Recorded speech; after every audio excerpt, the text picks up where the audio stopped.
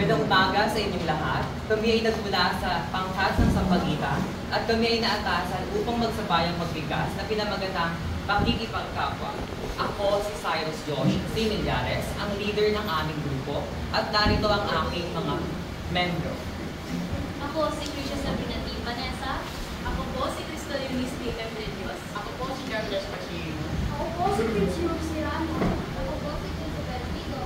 Ako po ay si Alicia Bright H. Au. Ako po si Alex Catalis Quezon. Ako po si Sharon Louise A. Laslay. At ako naman po si Miss Pichulo.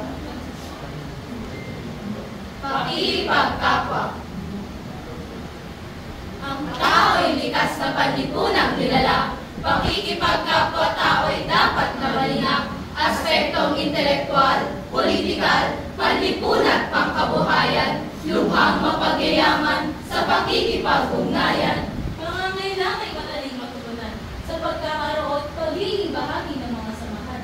Nalilin ang ating pusat pagiging mapanagutan. Paano pakisamahan ang taong mapagmalaki? Ayaw mag-isa, mukha kang makasarili. Huwag magpa-apekto at magpaagana. Kapulihan pa lahat ang ating laging sa isip. Pakikipagkapwa ay hinangin ng may pagmamalasakit. Laging isipin na kapwa ay kapantay. Katulad natin natin sa bawat salita ng kilos, iwasang nakasakit.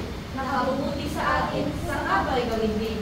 Kung ang kapwa ay minamahal ng lubusan, sa bawat pagkakataon, tunay siyang paglingkuran. Ibahagi ang sarili, makipag-ugnayan ng mga kabuluhan, kapanatagan, kaligayahan, kaganapan,